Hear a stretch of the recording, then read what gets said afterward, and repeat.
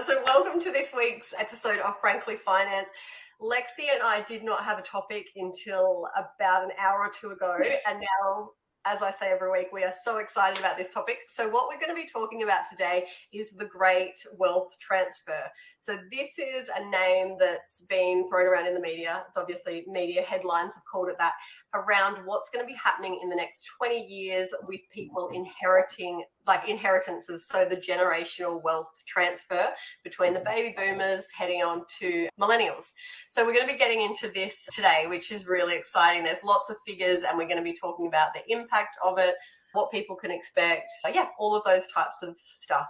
I didn't really think I had any interest in this topic until you said that this is what we were doing, and I started to really look into it more than I ever have in the past. And now I'm currently like 30 pages deep in a 182-page report from the Australian government about wealth transfers and their economic effects, and I am just like in heaven reading about all of this stuff. It's so interesting. So it came into my, like, I've always known that it was obviously going to happen, but the actual figures and the amount and the complexity and just the mind-blowing stuff about it, I probably only came into realization in the last year or so, and now I've just been doing some more research for an article and things. So I'm just like, obsessed with that, especially when we're in this economy where we were talking before, you've got 40 and 50-year-olds that don't own a house or they don't have financial stability, and this might be their only avenue. But also, when I've been looking at this as well, and we'll get into it a little bit further, the biggest concerns that I see coming up is this just going to propel the inequity that we have, which is pretty true, right? Like, so the people that need this money are probably not going to be the ones that get it, to be honest. I did find some statistics around that already to say that based on what has happened already, it's those that are already wealthy that are receiving the largest inheritances, which could be for a number of different reasons. But we can go into that a little bit more as well. Yeah. So I think before we get started, because the way we're going to approach it, as we always do, is pretty frank, and we probably get a bit carried away and not so sensitive to the people that are watching it. But I think it's really important to acknowledge that obviously being in a position that you're going to receive an inheritance or have an inheritance to pass on to someone is a very privileged position, and we know everyone's not in this position. Potentially we're not, whatever, but we're going to be talking about it pretty casually today, and I hope that doesn't trigger anyone with, we know that this is an amazing privilege to be in a position that will be affected by this great transfer of wealth.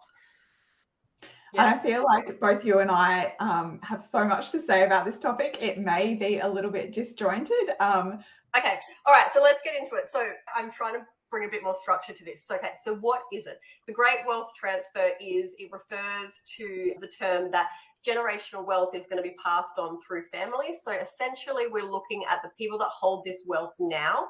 It refers to the baby boomers that were born in 1946 to 1964. So these are, 77 to 60-ish at the moment. So it's looking at, in the next 20 years, these people and their wealth that they have, them passing on, and that wealth being filtered down to their beneficiaries, which is generally their family. So it's the transfer of those assets. They have also been the biggest accumulators of wealth in history. So there's been no other generation that have accumulated as much wealth as these baby boomers. And that's why it's such a big deal. It's huge. So they've had challenges and things. These people have been paying off their home loan rates years ago that were 17, 18%. So they've had challenges, but they've also built more wealth faster than any other generation. So baby boomers, this age group at the moment, it makes up for 25% of the Australian population, but they actually hold 53% of Australia's wealth. So they're a quarter of us, but they hold more than half of the wealth. So it's huge, right? Whereas if we look at who potentially is going to be getting this money, it's flowing down to what we consider millennials. So people that currently are to 27-ish, so born between 1981 and 1996. I can't believe people are born in the 90s. It's mind-blowing. And on millennials, though, there was a study, it was an American study, but it showed that only 11% of millennials have what is regarded as a high level of financial literacy. So I think that's what, like, firstly, it's such a big amount of wealth being transferred, but then it's also being transferred to those who don't necessarily have a very high level of financial literacy. And what are the implications of that? And I think the key takeaway from that is, do they have the skills to be able to then pass on a similar inheritance? Yeah, so one of my favorite quotes, and I think every time we say a quote, I say it's my favorite, but is, if you can't manage $1,000, you can't manage 100,000. So I think that's really important. But I saw some stats, and I don't have it on me, but it was also that millennials are less likely to seek financial advice, whereas boomers were more likely to seek out professional services, whereas millennials in general will have more of that attitude. I'll research it myself, I'll do different things, and I can do things myself. So I think that's really important as well, because a lot of this wealth that's coming is they won't have managed that amount of money. But so millennials, if boomers are making up 53% of the population, millennials in this group are making up kind of 15-ish. But they're holding less than 20% of Australians' wealth right now. So it's a huge disparity. But I think it's also important to note, because I don't know if you guys' minds do this, but when I think of my age, right, I'm a millennial, but I am like, oh yeah, I'm born in 1985, so I'm like 25, right? Like, I'm like, you know. But these people, in the next 20 years, when this money transfers to them, they're still going to be like 40 to 60-year-olds. So chances are they've built their wealth, they've worked, they've had good jobs, you know, like, so we're not talking, like, my mind automatically goes to, oh, they're not going to know how to manage money because they're going to be, you know, 20, 25. But these people, some of them are going to be 60 odd. The average age is 50, like, that's historically the average age has been 50, and that should continue, average age of 50. And then when we talk about intergenerational wealth transfer, that includes inheritances, but it also includes what I would regard as giving while living, which is gifts. So the percentage of those, it's 90% inheritances, and the average age is 50. And then the other 10% of intergenerational wealth transfer is gifts. And the average age, what do you think it is, Gemma? I would say closer to the 40 mark. 20. 20? Yeah. 20. Wow, that's great. And is that in terms of amounts? First homes, I would say, yeah. In terms of the amounts, these numbers are a little bit older, like 2018, 2019. So I suspect it would be higher now. But the average, so not the median, but the average amount of a gift was $8,000. The median was $1,000. And then for inheritances, the average was $125,000. But I know that figure has definitely increased and will continue to increase.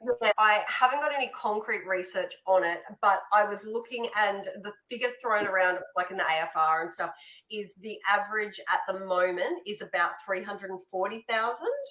I think it was. I think I saw that figure too. And for those who don't know, AFR is Australian Financial Review. Oh, yeah, sorry. And it's a pretty credible source, right? It's not like a gossip map.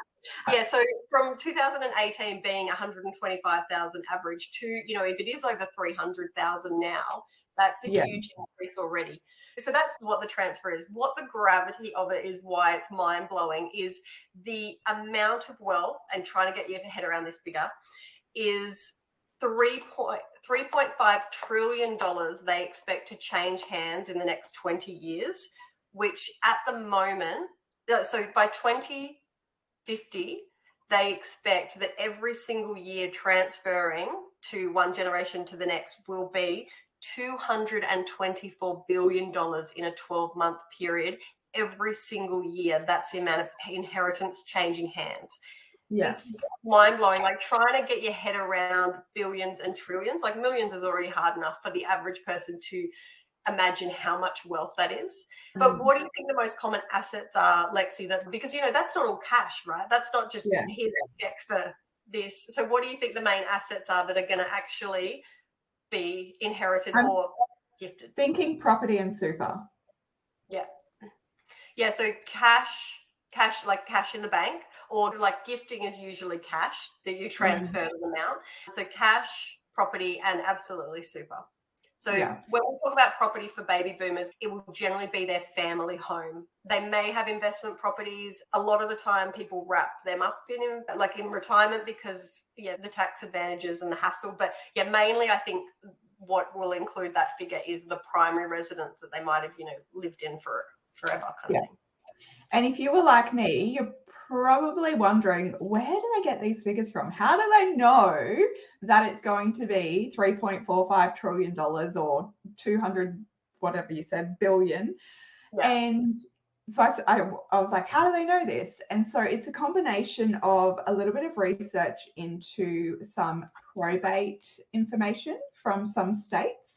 So when someone passes away, quite often you need to apply for what is called probate. But there used to be a little bit better, I guess you could say, reporting on this from my understanding before the inheritance tax was abolished in 1979. So Australia used to have inheritance tax. We don't anymore. But there is one being the death benefits tax. So that is, I guess, relevant to this discussion today.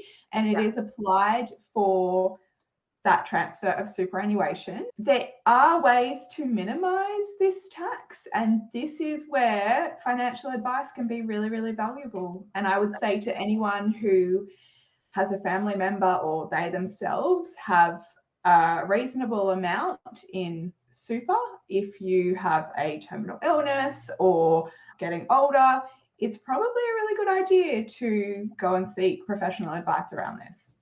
Yeah. One of my favorite strategies that I used to do as a retirement advisor is when people are getting to retirement age, looking at moving money out of super tax effectively and then moving it straight back in. Because what happens in super right now is imagine in one super fund, there's two buckets. There's a taxable bucket and a tax-free bucket. The money you put in yourself that's being taxed somewhere else along the way, you might have got an inheritance or sold a property and tax has been worked out some other place, that goes into the tax-free bucket, and money that's come from work that was concessionally put in that you got a tax deduction from, those types of things goes into the bucket that's a taxable component. And you can't pick which bucket you take your money out of. It comes out aligned with portions.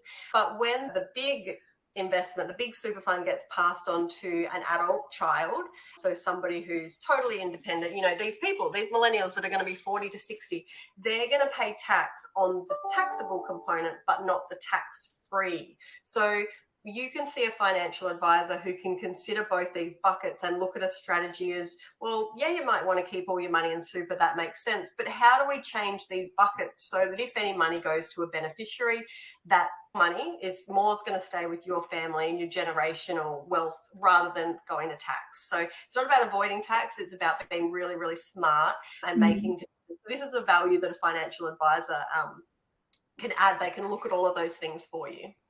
While I was a financial advisor, I did have one particular client she was in her 70s. She didn't have any children herself. She didn't have a partner. She was a single woman.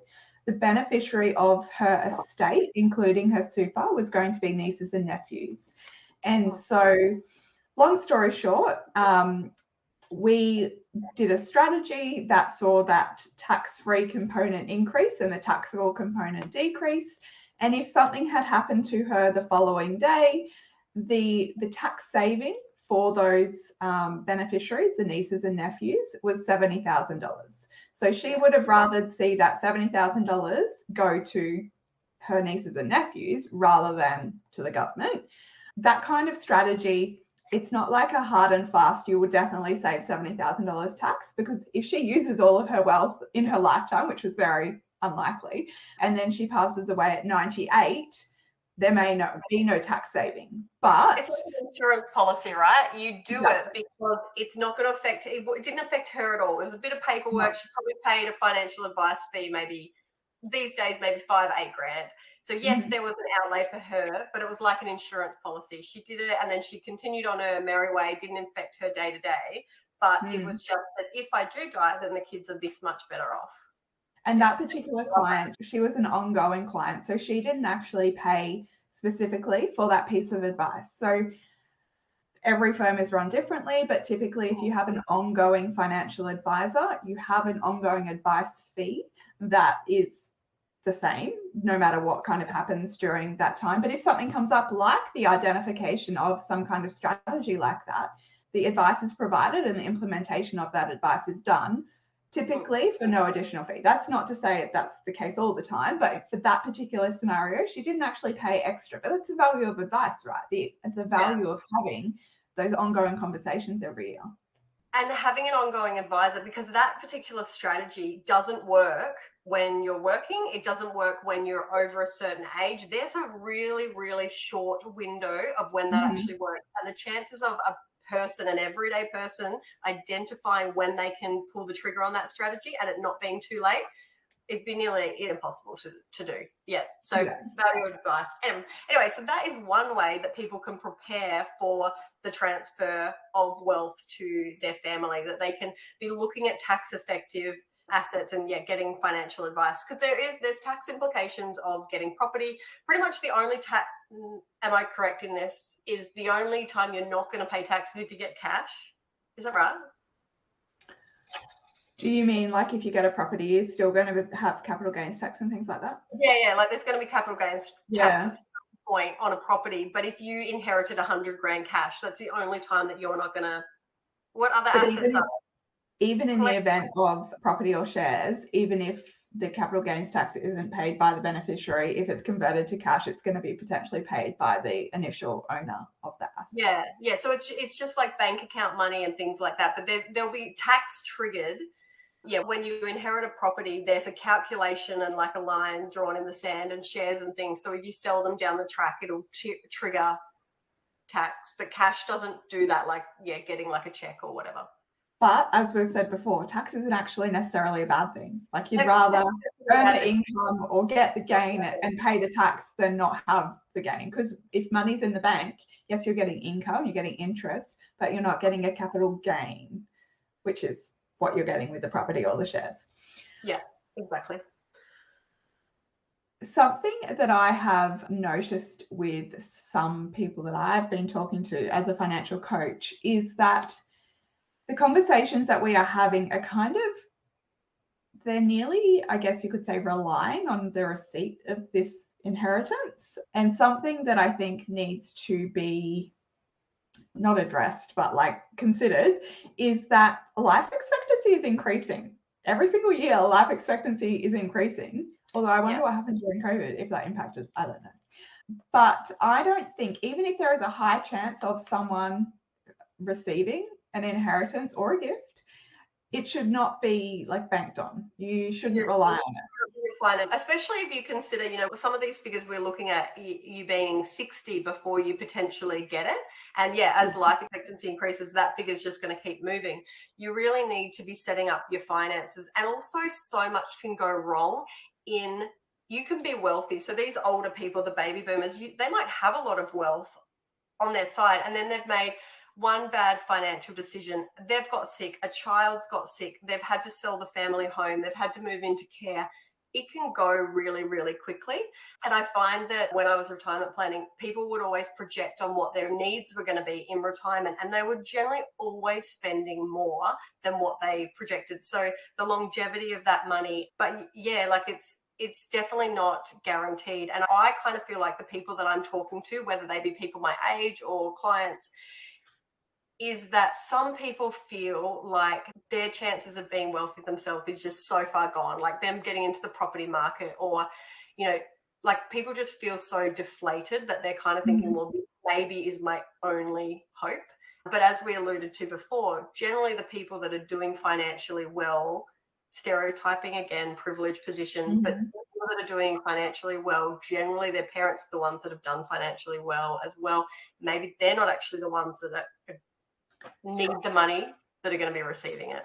And this isn't a pretty big assumption, but I would say that is partly due to the discussions that go on and the experiences that those now adult children have had, that they have seen their parents create wealth. They understand how to create wealth. They have a drive to create wealth. And that is why we're seeing that kind of thing happen. And they've had opportunities that potentially other people haven't. Yeah. You know, maybe they've gone to university and they've got their uni fees paid. Maybe they've had other opportunities. And there's a really good saying that I can never remember, but it's something along the lines of I need to, because I say it all the time and I have this big spiel about it, I can't remember it.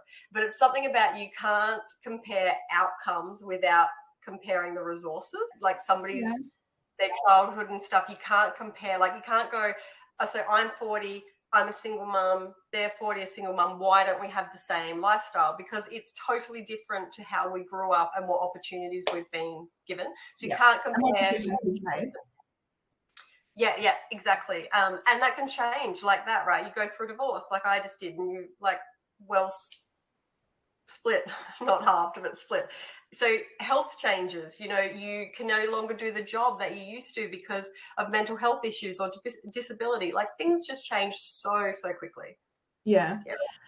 Also, that is, of course, not always the case, that those who have wealth then receive more wealth. There is a lot of times whereby, as we alluded to earlier, that wealth is going to people who aren't financially literate, and what can be done now or in the future to help that situation. So I sometimes have conversations, previously as an advisor, now as a financial coach, with people in typically their 30s, who their parents are paying for financial coaching or financial advice so that they can get their adult children up to speed and increase their financial literacy. So when that transfer does happen, they can feel really confident that it won't be wasted and that there is a higher chance or likelihood of a portion of that wealth then being transferred on to the next generation and then the next generation, and the impact that can have on everyone's lives. So it's not about like not spending money. It's about the fact that these parents, like the baby boomers, they care about their children and their grandchildren and their great grandchildren, and they want to see them and facilitate that life that they want them to have. And money touches every aspect of our lives. So if they can give the money, then they can touch every aspect of that person's life. And that's a legacy, right, that they're passing on to great-grandchildren that they potentially haven't met. I think that's key. So I think, like we said earlier, if you can't manage $1,000, you can't manage 100,000. So regardless if you're counting on an inheritance, it's going to be a surprise, or you've just got to really get your shit together because there's nothing there. Your financial foundations and getting your money stuff sorted and taking ownership of, like, maybe you want to break the generational issues that your family has created, the money problems, like, and you want to go, right, I'm not going to get an inheritance, but I want to make sure that my kids do. Or there's a charity that I'm really passionate about and I don't have kids, but I would love to pass on a legacy to them. So it's not always about, okay, I'm going to get an inheritance. What do I do with it? Make smart choices. Maybe it's that one of your financial goals is to actually break a cycle and change for how you're passing on wealth. But there's key steps to doing that. So your foundations, your financial stuff, like your basics, managing your cash flow, managing debt if you've got debt, getting rid of debt, having your basic living expenses met, and all of that kind of foundational stuff. Money coaching can help with that, and then getting financial advice and knowing the position, the timing around it. And so maybe that's, you check in with an advisor every few years and they help map out, saying, one of the strategies we talked about before, there's a fine window. Maybe they help you map that out. They have to come back to them. But there's so many different resources that you can do to make sure that you're in the best position to provide an inheritance, receive an inheritance, or just look after yourself, right? But these figures are just absolutely mind-blowing. And I think even if it doesn't impact you, it can get your brain, you thinking motivated about your own situation and go, well, that's not going to be part of my journey, but I need to look at this, or I want that to be part of my journey. The other way. And this discussion on intergenerational wealth transfer also ties into estate planning and the advice that you can receive advice from a financial advisor. You can also receive advice from a estate planning solicitor, whereby they may talk to you about the appropriateness of things called testamentary trusts. So they can also be a really good tool with intergenerational wealth transfer and the protection of money as well for a bloodline. Yeah. If you're going to go to the trouble of getting a financial advisor and setting yourself up in the best position, then you also need an estate planning lawyer who's going to protect that, protect it from a divorce, whether it's yours, protect it from, your kids getting money and then them potentially getting divorced, and it's not staying with your bloodline. So that's where a testamentary trust comes in. Yeah. If you're going to go to the effort of building wealth that can be transferred, getting advice on being tax effective, you absolutely want to protect it as well. It's like the group, right? You need to make sure that you've got all of these things, and it's not hard. You can get professionals that help you with this. But the worst thing would be to work really, really hard to build up this wealth and then have it transferred, not tax effectively, to someone who's not prepared and able to manage it. Yeah, and it just be lost. There's such a great opportunity, and privilege that comes with that. Yeah. But on that quickly, I've also met people, given financial advice to people that have come in and been like, I've just inherited this money, whether they were 20 or 60, and they just feel so much guilt. They can't make decisions on what they want to do with it. They don't want to risk it. They don't want to spend it. They feel like it's not theirs. There's a whole psychological element that comes to this that we haven't even touched on. I had a meeting for that exact reason not too long ago. It was a one-off meeting, and it was someone who received a gift giving while living, and it was a couple of $100,000, and they didn't want to do the wrong thing with it. And so our meeting was to talk about their options, and they thought they had a couple of options. When we nutted it out, they had 13 different options for this money. And when we looked at the pros and cons of absolutely every single one, and then they were able to make a more informed decision on that. It wasn't me telling them what to do with their money. It was helping them map it out and look at their different options and be that sounding board so that they could really confidently do something with that money. Yeah. I can imagine it would feel like a huge responsibility to do great things with it if you're in that privileged position to get money. But yeah, the key takeout is advice, regardless if you're the one that potentially is going to be transferring the wealth, dying in the next 20 years. Sorry to be blunt. It's one of those conversations with a financial advisor. You're just like, well, we have to be frank, you're going to die at some point, so you need a will. Yeah. But yeah, so regardless if you're the one, you need advice because you're transferring it, or you'll potentially need to get your ducks in a row because that might be something that is part of your plan. You know that it's coming in. Yeah, it's advice is always, very rarely not the answer, I think. Well, I will not see you next week because I will be cruising the Pacific Ocean. And I won't see you the Friday after that because I'll be coming back, but then I will see you the Friday after. Yeah, so the next 2 weeks. So next week I have one of my best friends that I've worked with for many, many years. Emma Stevens is a mortgage broker. So she's coming on next week and she'll probably be at my house. And then the week after we have one of the founders of Finito, who's also an amazing advisor. Him and I are going to chat about retirement strategies and geek out on the strategy probably that we alluded to today and heaps of other exciting ones. So I will see you the next 2 weeks and we'll see you in 3 weeks. Okay, bye.